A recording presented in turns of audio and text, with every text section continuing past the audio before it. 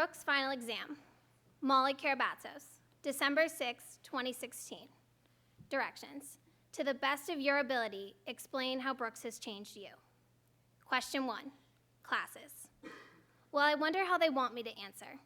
Do they want me to say that it was easy, or that I struggled but in a few months I was fine? Or do they want the truth? I guess I'll start at the beginning. School my freshman fall was what you could call one gigantic mess. At first, I thought I had everything under control. Then all at once, the reality hit me like a wall. I had 2 C's and the rest low B's. I was the kid that had never gotten bad grades. I didn't even understand how this happened so quickly. I had seen other kids struggle, but never me. For the first time in my life, I was the dumbest kid in the room.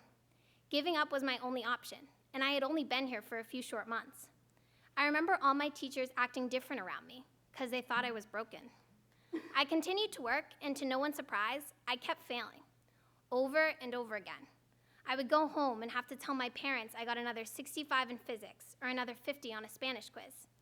I finally reached Thanksgiving break with no energy to continue on, and my mom decided to pull up my midterm checks that we'd received over Parents' Weekend. When we first got them, I refused to look. I had my mom read off my very low grades, and I went to my room. That first day of break, though, my mom was very consistent that I had to look at them. When I looked at the midterms, I thought, well, did you think seeing C's on a paper would make me feel better?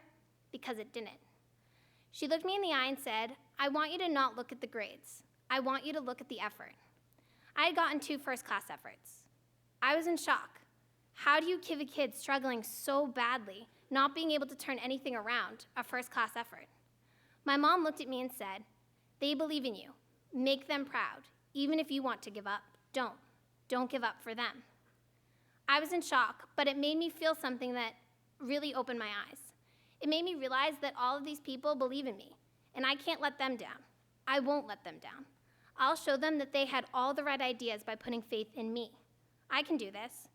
I got back from break with a new attitude, and I accepted the help all my teachers had been offering me. I met with my teachers, went to the Learning Center, and at the first semester, I had only 1 C, a 79 in Spanish, and the rest around 85s. I had raised every grade since the midterm, and I couldn't have felt more proud of myself. I get back after winter term and get back into my normal routine. Then in March, I got home from school, and my parents said they needed to talk to me. I sat down at the kitchen table, and they said they had met with Mrs. Goodman. She thinks I need to be tested. She thought I had a learning disability. I sat there in shock. I mean, yes, organization to me was pretty much a foreign way of living. And that freaked out feeling I got during tests, I thought that feeling was normal. Yes, sometimes I would get the right answer, but when I had to explain it, I never knew how. But I thought it was normal. I had worked so hard and figured it out, and I thought what I had been through was normal. But in that moment, I realized something that I didn't want to accept. Maybe I wasn't normal. The tests were nothing but dumb when I took them. I was 15 years old, and I had to play with blocks and recite patterns.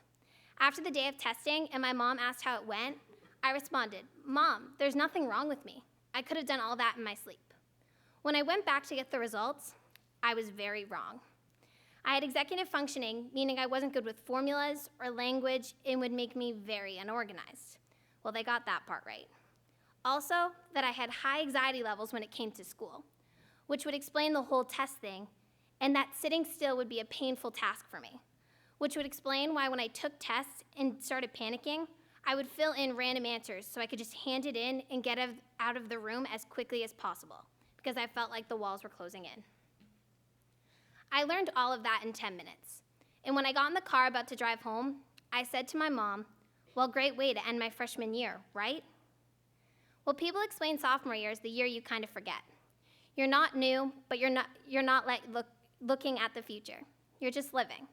Sophomore year for me, though, was learning a whole new way to learn. After my diagnosis in May, when I started school up again in the fall, new plans were made for my ways of learning. I would meet with Mrs. Goodman for math help once a week and also once a week for organization. Mrs. Goodman sort of saved my life. She allowed me to grow as a student, but always seemed to know when I needed help. I couldn't thank her for everything she has done for me in the last few years. She taught me so much about how to learn, but the most important thing she taught me was to believe in myself. And for that, I am so grateful. Math final, sophomore year, geometry. My anxiety was at a whole new level. No one in this room could even imagine it.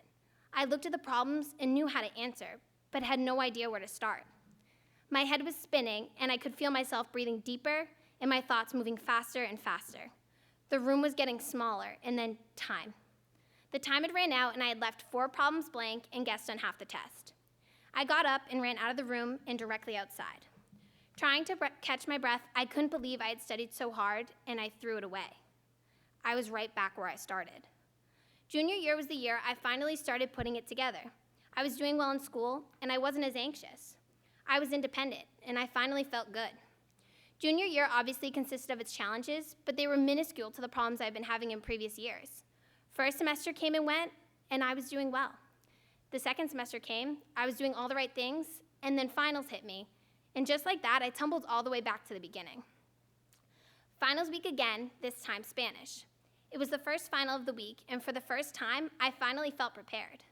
I looked at the test, and my chest completely tightened. I started to go through the problems, and again, my head was going a mile a minute. I was breathing heavily. I just wanted to leave. Instead of wasting time like the previous years, I decided to fill in random answers. That didn't work. I completely lost it, handed it in, and ran outside. I went back. I had been doing so well, and I'm that freshman girl again. And at this point, all I could think was, this is going to be my life now. What's the point in trying to change it? As senior year has flown by, I am still an anxious freshman. I still hate school, I still hate exams, and I still get stressed. I haven't learned how to overcome it yet. I might not ever actually figure that out, but I have learned to accept it. No, I'm not normal. School gives me anxiety that I say to my parents, you can't even understand the feeling of walls coming in on you and the feeling of get me out. I will never be the student that gets straight A's, but I don't have to be. I am here, that freshman who didn't think she would make it through her first year.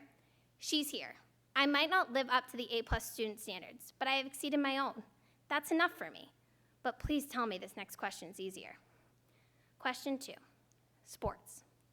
When I came into Brooks, I slept, breathed, ate softball. Between the ages of 12 and 14, I would go to 3 lessons a week. I had come third in a national championship. I was a state champ, a New England champ, and in my head, going to Florida State. Well, the Florida State dream changed very quickly when I realized I was 5'2", but softball was still the most important part of my life. Until one day, that has completely changed my life. I did not make the Brooks girls varsity basketball team. I know it doesn't make sense, but I have to explain. Basketball was never a big part of my life, but when I didn't make the team, I didn't really know what to do. I had just assumed I would play here, and now I didn't really know where I fit. Well, when I went to talk about my options, the words that I was told still remained with me to this day. Do you want to be known as a quitter? I remember sitting there thinking that's the opposite of anything I had ever been. I'd always rose to the occasion, but this isn't something I care about. I decided, Molly, focus on what you're good at, softball. Do something where you can have more time to work on softball. So I said, I'm going to play 4th squash. That year of squash was fun, but we never actually played. We hit around with our friends and just talked to our coach, but never really put any effort in. We never learned the rules. That's why the following year, when Mr. Burlington thought I should try out for JV, I was shocked.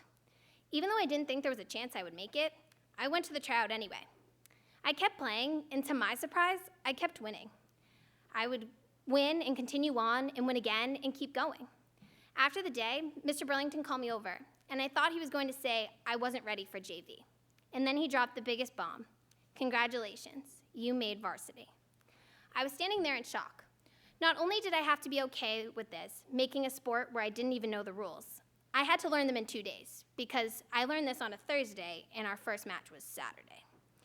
Thinking back on my first match as a Brooks squash player is something I look back on and laugh at, but in the moment, trust me, I was not laughing. We were at a tournament at Groton, and squash is a game where the first player to 11 wins, and to win the match, you have to win 3 games. Well, my first match, I scored 1 point in the first game, 2 in the second, and 0 in the third. The other girl scored 33 points, and I scored 3. After the match, all I wanted to do was go home, and Mr. Burlington then informed me that I had 3 more matches that day. That year, I learned the rules, but junior year was the turning point in my life. I went from playing 8th to playing 3rd, and just like that, squash became not just a pastime anymore. It became something I was serious about. It was a huge transition, and my junior year season was even harder because the expectations were much higher. It changed the way I looked at squash. It became more of a big deal. Then senior year, where I am now, I'm the captain of the squash team. I'm playing in college. The sport I picked up to fill my requirement became my life. So no, I didn't work hard and make the varsity basketball team. I started over and can now say I'm the captain of the squash team. The test is done. My Brooks School exam is quickly ending, and with every month that goes by, I do get scared for the future. Even though I failed so many times, I got an A at Brooks. Not because I overcame my failures, but I learned to accept them. Accepting my failures allowed me to grow into who I am today. I got through it and figured out ways to be the best version of myself I could be. My parents, my friends, my teachers, thanks for accepting my failures with me. I couldn't have done it without you guys. I'm the only person who can decide I was successful here because I'm the only person who lived it. And I got an A. I won.